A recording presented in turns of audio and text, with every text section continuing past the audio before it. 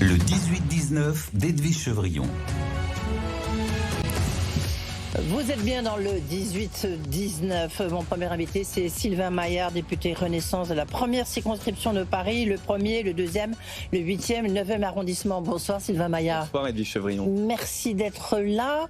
On parlera de la mairie de Paris, justement, parce que vous avez fait un choix pas évident, puisque vous choisissez de soutenir Rachida Dati. On va en parler, alors que grosso modo, il y a une liste qui s'appelle Renaissance Horizon, qui est défendue par Pierre-Yves Bournazel.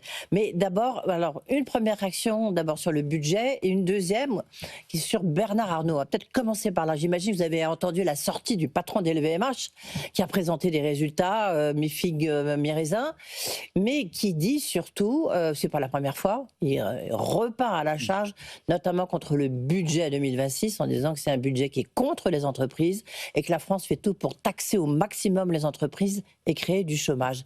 Vous qui êtes député, vous lui répondez quoi ? Il a une partie où il a raison, on a voté un budget parce qu'on avait besoin d'un budget. On a besoin pour financer nos armées, pour financer notre police, pour financer... mais il y avait d'autres détours possibles. Oui, enfin, vous savez, on a passé 3 mois et demi, et moi j'étais en commission et en hémicycle, on a essayé de trouver des compromis, et puis on n'a pas réussi à trouver des compromis, c'est ça la vérité. Donc on a un budget, c'est très important. On peut, moi qui suis très impliqué aussi dans la défense, vous pouvez plus acheter un seul Rafale ou un seul matériel. Il y a 8 milliards de reste à charge. Ils ne sont pas payés par l'État. Et donc, j'entends la discussion qu'a entamée Bernard Arnault. La polémique. Parce que la polémique sur les grandes entreprises, oui, il y a une surtaxe importante d'IS, très importante. D'ailleurs, nous, notre groupe Ensemble pour la République, on avait voté contre. Nous ne souhaitions pas cette surtaxe. C'est ce qui permet de faire un peu d'équilibre sur le budget. On avait promis l'année dernière que c'était une seule fois. Ça va faire 2 fois de suite. Voilà, nous, en tout cas, Ensemble pour la République, Renaissance, on s'est battu contre. Est-ce que vous diriez quand même que la parole des politiques est décrédibilisée ? On l'entend beaucoup sur ces plateaux, notamment sur le plateau de BFM Business, mais pas que.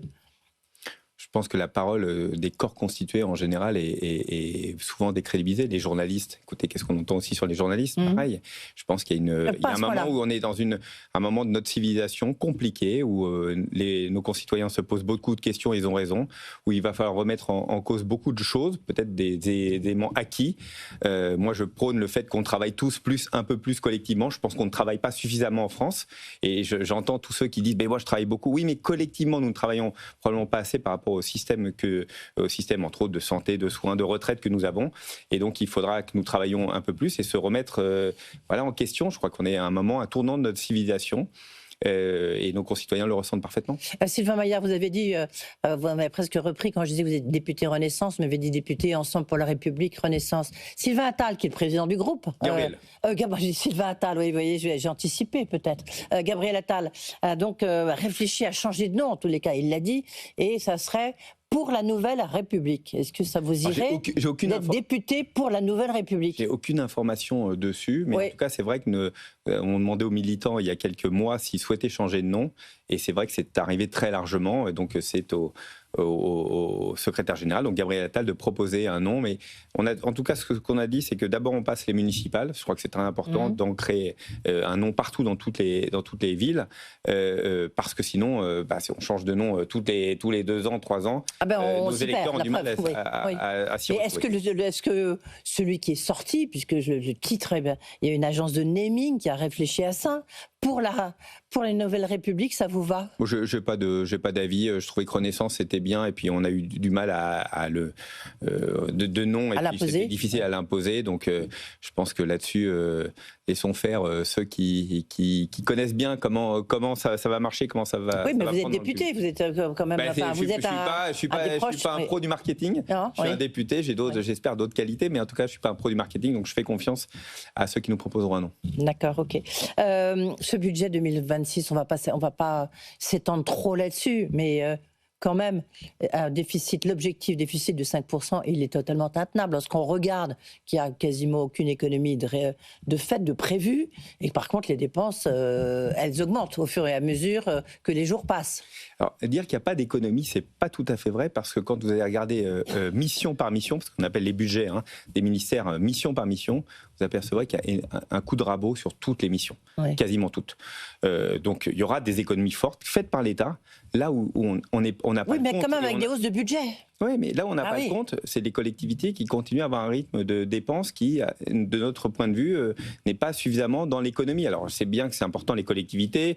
Le Rassemblement national proposait 5 milliards d'économies sur les collectivités locales. Oui, et puis il a proposé aussi, il a voté... Sébastien Lecornu. Rassemblement national a voté aussi 32 milliards d'augmentation d'impôts. Oui, d'ailleurs, ça, on l'a un peu oublié. Enfin, ils l'ont voté, ils ne l'ont pas proposé, ils l'ont voté.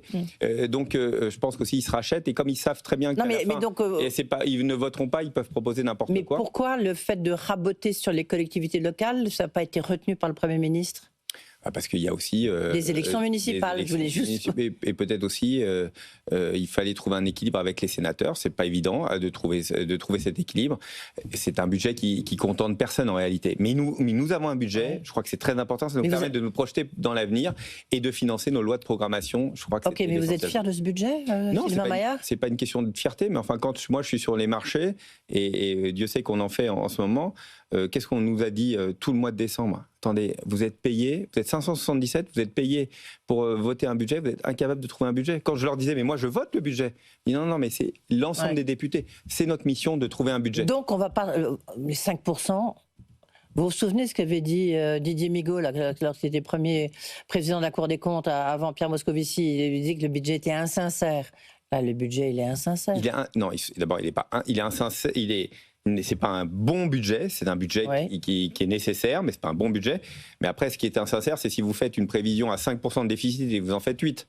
Si vous faites une prévision à 5% et que vous faites 5%, c'est un budget sincère. Mais est-ce que c'est un budget convenable ? Non, mais si vous faites 5% et que finalement ça sera 5,4 ou 5,5, c'est quoi ? Vous verrez, on a plutôt des bons chiffres qui vont arriver sur la fin de l'année et avec un budget, en tout cas réalisé 2025, qui est un peu meilleur que ce que nous pensions. Et donc nous espérons, nous, que dans la trajectoire 2026, probablement les prévisions qui étaient sur une croissance, on verra, elles vont s'affiner, et peut-être seront meilleures que ce que nous pensons. Donc nous, on pense que c'est essentiel de tenir les 5%, et si ce n'est pas le cas, il y aura à nouveau un coup de rabot en milieu ou fin d'année prochaine. Est-ce que vous comprenez, je reviens un moment là-dessus, parce qu'en plus vous êtes chef d'entreprise, est-ce que vous comprenez quand même la colère notamment du président du MEDEF en disant que c'est un budget de reniement, de renoncement, puis on voit bien, les chefs d'entreprise sont vent debout contre ce budget. Il n'y a pas qui était promis quand même, la baisse de la CVAE, non, ça sera reporté encore une fois. Nous sommes favorables pour la baisse de la CVAE. Après, il faut trouver une majorité dans cet hémicycle, et c'est parfois compliqué. Nous, ce qui nous semble essentiel, c'est qu'il y ait un budget. Et donc on a... À tout prix, d'accord, ok. Donc vous êtes à tout prix, c'est ce que je vous dis. Comment on fait pour financer notre défense ? On passe un décret. Sinon, on ne peut pas passer un bon de commande. Comment on fait pour financer l'augmentation des budgets dans la police ? Mais même avec des budgets avant, vous n'avez pas passé des bons de commande. Il n'y a pas de commande publique. Vous avez raison. La vitesse de commande n'est pas suffisante. Mais dire que nous n'avons pas augmenté le rythme de commande pour la défense nationale, ce n'est pas tout à fait vrai. En tout cas, c'est plusieurs milliards dans la trajectoire dans laquelle d'augmentation dessus. Et on va arriver à 50 milliards. Oui, ça met du temps parfois à sortir les bons de commande. Enfin, ils sortent. Vous êtes président du groupe d'amitié France-Chine. Je crois que vous avez été 3 fois en Chine. Là. Toute la question, on voit bien avec la déclaration de Nicolas Dufour qui dit on va avoir un raz-de-marée sur les PME françaises qui vont tous tomber les unes après les autres à cause des Chinois. On voit bien le problème de l'industrie automobile européenne et française à cause des Chinois. On voit bien les problèmes du cognac, où en ce moment il y a les résultats, notamment d'LVMH hier soir. Donc pour nous, la Chine, c'est vraiment... sans doute le pays qui va ruiner notre économie, non ? C'est une menace très forte, et on était avec le président de la République encore au mois de décembre, une menace très forte sur plein de domaines, vous avez raison, vous l'avez dit. Puis aucun grand contrat signé, et puis c'est un nombre d'opportunités incroyables. Si on a signé des Airbus, de 120 Airbus, mais c'est aussi un territoire d'opportunités incroyables pour les entreprises françaises. Et donc il faut trouver l'équilibre. Nous, ce qu'on a dit aux Chinois et ce que nous portons comme message, c'est venez investir en France. Nous en avons assez d'avoir un déséquilibre tel avec la balance commerciale. On dit arrêtez de produire en Chine pour emmener en Europe, produisez en Europe. Et là-dessus, c'est un équilibre. Parce que sinon, qu'est-ce qui va se passer ? On va continuer à augmenter les frais de douane. Parce qu'il faudra maintenir, heureusement, de l'industrie en France. Et donc, on va augmenter les droits de douane. Et donc, les Chinois l'ont entendu. Ils sont en train de regarder. Il y a beaucoup de projets qui, j'espère, verront le jour en France, parce que nous voulons que ce soit en France, avec probablement des centaines de milliers d'emplois à terme. Donc c'est important. Ils ont plein de technologies. Ça sera quoi? Ça sera des joint ventures? Ça sera quoi? Des JV? Ça sera quoi? Il y aura de tout. Et à partir de quand? Mais les Chinois ont des technologies, certaines technologies bien plus avancées que nous. Et donc, notre intérêt, c'est qu'ils produisent en France plutôt que de produire en Chine et d'exporter vers la France. Et donc, nous, c'est ça que nous portons. Il y a plusieurs projets, là, je ne suis pas habilité à vous en parler sur le plateau, mais il y a beaucoup de projets qui sont en phase d'études. C'est aussi à nous de nous bouger. C'est-à-dire que nous, on met trop de temps en France à pouvoir sortir une usine. Quand je vois qu'on arrive à les sortir en 2 ans en Allemagne, on met 4, 5, 6 ans en France, ça ne fonctionne pas. Donc, c'est aussi ça sur lesquels nous sommes en train de travailler, comment améliorer les procédures. Pourtant, justement, j'entends ça depuis, j'ai envie de dire, depuis que je suis né. Ça s'est amélioré. Donc ça fait longtemps. Ça s'est amélioré, mais ce n'est pas encore assez rapide. Et vous parliez, on parlait de la Chine là-dessus. Quand je vois l'usine de Tesla, la méga usine qui a été près de Shanghai, qui a été construite en 1 an, on se dit ce serait impossible en Europe. Et donc il nous faut accélérer parce que plus une usine met du temps à s'installer, moins on a de rentabilité. On n'y arrive pas. Il y a eu des lois, il y a eu les ministres successifs de l'industrie, Marc Ferracci, que je savais encore il y a quelques jours. Et on n'y arrive pas. On a progressé dans plein d'endroits. On a créé des zones spéciales où c'était plus facile de c'est plus facile parce qu'il y a un seul interlocuteur, mais même là, ça bloque. Mais Edwige Chevrillon, c'est aussi la clé, c'est-à-dire en face on a donné plus de pouvoir au préfet depuis quelques mois pour qu'il puisse débloquer des situations, parce que sinon c'était des recours sur recours sur recours, on n'avançait pas. Et là, le préfet et préfet de région sont habilités à faire accélérer des grands projets, des projets structurants industriels. Sylvain Maillard, on parle de la mairie de Paris, parce que ça y est, c'est parti. Top départ. Enfin, Rachida Dati est encore ministre de la Culture. Vous lui conseillez de démissionner rapidement? Vous savez quand est-ce qu'elle va démissionner? Non, on n'a pas la date, mais vous savez très bien qu'il faut terminer le budget. Et le Premier ministre a annoncé qu'il y aura un mini remaniement après l'adoption du budget. Ce qu'on espère, c'est début février. Et à ce moment-là, la semaine prochaine. La semaine prochaine. Oui, c'est ça, parce que le budget, c'est la semaine prochaine. On espère. Enfin, a priori, il est au Sénat à l'heure actuelle et on attend. Oui. Alors, Rachida Dati, d'abord, pourquoi vous avez fait ce choix de soutenir Rachida Dati et non pas Pierre-Yves Bournazel, sachant que lui, sa liste, c'est la liste Horizon Renaissance. Or, vous, il me semble que vous êtes député Renaissance. Oui, vous savez, Pourquoi ce choix? Est-ce que Rachida Dati, elle est trop clivante? J'ai beaucoup travaillé depuis quelques années sur Paris. Je suis élu de Paris depuis maintenant presque 10 ans. Pour moi, je sens bien que les Parisiens ont envie d'une alternance. Ils ont envie d'une alternance. Et la seule qui peut gagner dans cette alternance, qui va gagner, c'est Rachida Dati. Tous les sondages le montrent. C'est elle qui a le plus d'expérience, c'est elle qui est la plus connue. Oui, mais en même temps, elle est clivante. Il y a des gens qui sont Renaissance, qui sont un peu du centre et qui se disent jamais je voterai pour elle. Transformer cette ville, 55 000 fonctionnaires où il y a évidemment beaucoup de choses à changer. Ouais. Si vous n'avez pas un peu de punch, si vous n'avez pas un peu de charisme, si vous n'avez pas un peu d'envie et une équipe autour de vous qui est capable de transformer cette ville, vous savez quoi? C'est un changement pour rien. Nous, on propose le changement. Si vous trouvez que tout va bien à Paris, vous avez un bulletin de vote, c'est le bulletin de vote Hidalgo-Grégoire, ça va très bien. Nous, on veut changer. On trouve que la ville n'est pas propre. Quel Parisien va me dire que la ville est propre? La ville n'est pas sécure. On va tripler le nombre de policiers municipaux, on va mettre des caméras, on va doubler le nombre de caméras. Oui, mais c'est comme le budget de la France, c'est comme la France, il y a 10 milliards de dettes, donc il n'y a plus d'argent. Et comment on va faire des économies? Et vous avez tout à fait raison. Par exemple, on a un budget de préemption, plus de 280 millions par an, où on achète un peu partout à n'importe quel prix des logements sociaux. Nous, on dit, on arrête. Maintenant, on s'occupe des logements sociaux à l'heure actuelle, dont certains sont dans un état indigne. On va s'occuper des logements sociaux. Maintenant, on est arrivé à 25%. On est à la loi SRU. On n'ira pas plus loin. Et avec cet argent, on permet de désendetter la ville. On pense que sur une mandature, on peut économiser entre 600 et 1 milliard d'euros qui nous permettent de désendetter la ville à plus de 12 milliards de dettes. Je crois qu'il faut un changement. Sur les logements sociaux... Donc il faut un changement radical, parce que c'est radical par rapport à Pierre-Yves Bournazel, ou même pour certains à Grégoire. Vous savez, dans cette ville, les agents ne travaillent pas 35 heures. Oui. Nous, on a dit les agents vont travailler 35 heures parce que c'est la loi. Et donc, il faudra évidemment des négociations. Quasiment aucune collectivité locale. Des négociations qui peuvent être un peu tendues. Et donc, il faudra aussi cette force d'une nouvelle équipe qui arrive avec un impact. Et Rachida Dati, elle a cette possibilité. D'abord, elle connaît bien la ville. Elle est élue depuis longtemps maintenant, mairie du 7e et au Conseil de Paris. Et puis, il faudra derrière qu'on ait une équipe solide, une majorité au Conseil de Paris, fort, qui puisse incarner dès le début. Vous savez, Edwige Chevrillon, la politique, ça s'incarne dès le début. C'est-à-dire qu'il faut que les Parisiens, au bout de 6 mois, 7 mois, se disent ça a changé. Et donc, la collecte des ordures pour permettre d'avoir une ville propre va complètement changer. La sécurité, nous allons embaucher massivement, on va armer les policiers. Ceux qui le peuvent seront armés, et les autres, il y a une police de tranquillité et qui est bien nécessaire. Et puis le logement social, on l'a dit, on arrêtera de faire de la préemption. Et pour nous, on va rénover le logement social et priorité à ceux qui s'occupent des Parisiens dans le logement social.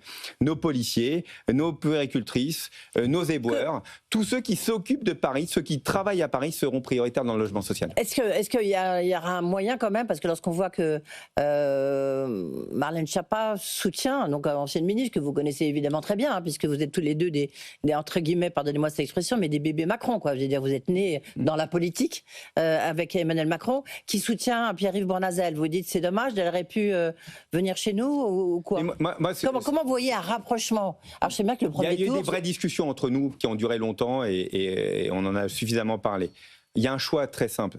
Ou vous voulez le changement, et ça ne se fera qu'avec Rachida Dati. Il y a quelqu'un qui est en capacité de gagner. Vous savez, c'est moi qui ai changé le mode de scrutin à Paris. Oui. Et c'est pour aussi permettre à chaque Parisien... cette loi PLM, comme on dit. Exactement. Chaque Parisien, un Parisien égale une voix. Maintenant, on peut changer. La politique, on peut changer de maire et de couleur politique à Paris. Et la seule qui est capable de l'incarner, c'est Rachida Dati. Et c'est elle qui a rejoint le président de la République. Elle est dans le gouvernement du président de la République. Et donc moi, je dis tout simplement, il peut y avoir des candidatures de témoignage. C'est le cas de la candidature de Pierre-Yves Bournazel, que je connais bien, qui est une candidature de témoignage. Tout le monde sait très bien qu'il ne sera jamais maire de Paris. Et puis une candidature qui nous permet de gagner. Et cette candidature qui permet de gagner, elle rassemble très largement, parce qu'il y a le MoDem, il y a l'UDI, le Parti radical, les LR bien sûr, mais beaucoup de sociétés civiles. Et donc on voit bien qu'il y a une volonté de changement. Et donc les appels... 70% des Français, des Parisiens... Les appels à Bournazel n'ont pas marché. Mais c'est la politique, ça, Edwige Chevrillon. Mais c'est les électeurs qui choisiront. Je crois que les électeurs qu'on voit tous les jours, ils disent « nous, on veut du changement ». Et le changement, quand ils verront, il y a un vote utile. Le vote utile, c'est Rachida Dati. Grégoire Dati, ça va être 50-50. Qu'est-ce que vous allez faire, qu'est-ce que vous allez faire pour les entreprises, justement, comme les ramener à Paris, ramener leur siège social à Paris? Qu'est-ce que vous allez faire, en sachant qu'il y a une politique au niveau national qui est un peu anti-entreprise, hein, si je reprends l'expression de Bernard Arnault, qu'est-ce que vous allez faire? Non, écoutez, je crois qu'à Paris, d'abord, il y a des entreprises. Vous avez la gentillesse de rappeler que je suis moi-même chef d'entreprise. Il y a des entreprises. Mais votre groupe n'est pas LVMH, ça, oui. C'est vrai. Non, dommage pour vous, pas ici. En tout cas, ce qui est certain, c'est que il y a des entreprises. Nous, on veut vraiment privilégier l'artisan, le commerçant, les commerces qui sont en train de fuir. D'ailleurs, vous regardez les principaux axes, vous avez partout des commerces fermés. Il faut redonner envie de consommer à Paris. Pour les aider, il y a plein de choses sur lesquelles on peut... Donc ça veut dire plus de pistes cyclables, plus de piétonisation? Non, nous, on pense que les pistes cyclables, elles sont très importantes. Il faut trouver chacun un équilibre. Nous, on pense que l'équilibre est allé trop loin et qu'il faut enfin un plan de circulation à Paris. Il n'y a pas de plan de circulation à Paris. Ça n'existe pas. C'est-à-dire que du jour au lendemain, la mairie ferme une rue, on ne sait pas bien pourquoi, sans que ce soit réfléchi. Il y a des reports de circulation qui font qu'il y a des commerces entiers, des rues entières qui ne voient plus personne passer. On a besoin d'être attractif pour que la banlieue vienne aussi à Paris pour travailler, parce qu'elle vient travailler, sinon Paris ça fonctionne pas, mais aussi pour consommer. Donc il faut trouver un équilibre. On a fait des propositions sur le stationnement. On veut aussi garder une qualité d'air, l'air ambiant. Moi je le dis, on élève nos enfants à Paris. On mérite, nos enfants méritent aussi d'avoir un air pur. Donc on va trouver un équilibre. Pour la rue de Rivoli, je sais, nous en avions parlé ensemble. Par exemple, on propose un projet qui n'est ni révolutionnaire, mais qui va tout changer. C'est de faire en sorte qu'on ait une deuxième file, au lieu d'avoir 2 autoroutes de vélo, de garder bien sûr ces pistes cyclables qui sont importantes, qui sont maintenant un acte structurant, mais il faut au moins 2 files pour les bus, Les bus n'avancent plus dans cette rue de Rivoli. Tout est embolisé. Et puis dès qu'il y a une livraison, tout est bloqué. On va faire deux voies d'être très pragmatiques qui nous permet d'avoir un minimum de passages pour les voitures, pour les taxis, pour les bus, d'avoir des livraisons pour retrouver des commerçants. On va travailler avec le commerce. Nous, on veut des artisans et des commerçants à Paris. Pour nous, ça nous semble essentiel. Une question, je reviens, qui sera un peu plus générale, mais en même temps, Kelly, ce que vous disiez tout à l'heure sur notamment les logements sociaux, en disant c'est ceux qui travaillent, etc. Est-ce que vous trouvez qu'il y a... Vous avez vu cette note qui est sortie sur le... Enfin, non, c'est même Place Beauvau qui a sorti les chiffres sur l'immigration. Parce que j'ai retenu sur l'immigration économique qui est en baisse de 13%. Est-ce qu'il faut aller plus loin ou est-ce que vous trouvez qu'on a atteint notre quota au niveau français et peut-être au niveau parisien? Nous, ce qu'on porte Renaissance, on a travaillé dessus avec mes collègues députés. Pour nous, l'immigration doit être une immigration privilégiée de travail. Et donc, en fonction des besoins, on a même proposé un permis à points au système canadien en disant ceux qui viennent travailler, en fait, on est très contents qu'ils viennent travailler en France. On n'a plus un hôpital, on n'a plus une entreprise un peu structurée qui n'emploie pas des gens issus de l'immigration, donc c'est des immigrés, pardon. Donc c'est très important qu'on puisse maintenir, d'autant plus qu'on a de moins en moins d'enfants. Il faut garder une attractivité. Par contre, ceux qui ne viennent pas travailler, il faut être plus dur, tout simplement. Il faut être plus dur, il faut trouver un équilibre, mais ceux qui viennent travailler, je crois, doivent être bien accueillis en France. Les voies sur berge, pardon, j'ai oublié de vous poser la question, elles sont maintenues telles quelles, ou alors comme le projet de Sarah Knafo qui est de couvrir pour faire un grand espace entre les boulevards. Elle dit n'importe quoi parce que personne ne vérifie. Des berges, elles sont classées. Donc ce qu'elle dit est impossible à faire. Et financièrement, intenable, ça n'existe pas. C'est de l'IA, on a inventé un truc. Nous, ce qu'on propose, c'est de réaménager les voies sur berge pour que ce soit une promenade patrimoniale avec vraiment des bancs d'aview de la qualité. Parce que là, pour le moment, c'est des palettes de bois qui sont installées. Enfin, c'est tout sauf propre, avec beaucoup de délinquance dessus. Donc on va réaménager pour que ce soit une promenade, la promenade des Parisiens, avec de la belle pierre, des beaux bancs, enfin, une promenade qui va devenir la promenade des Parisiens. Voilà ce qu'on nous propose. Merci beaucoup Sylvain Maillard. Si vous êtes élu, si Rachida Dati est élu, puisque vous êtes sur sa liste, vous serez quoi? On verra. D'abord, il faut gagner. Oui. Faut gagner. Et après, vous serez maire du 8e Non, on a une candidate, Catherine Lécuyer, qui sera notre candidate dans le 8e arrondissement. Qui n'est pas l'actuelle maire. Mais j'accompagnerai évidemment la politique de Rachida Dati. Mais quoi, il y aura beaucoup de travail parce qu'il y a beaucoup de choses à changer à Paris. Merci beaucoup Sylvain Maillard, donc, qui a fait le choix clivant de recevoir. Pas clivant. Non, le choix de cœur. De rejoindre évidemment Rachida Dati. Merci beaucoup.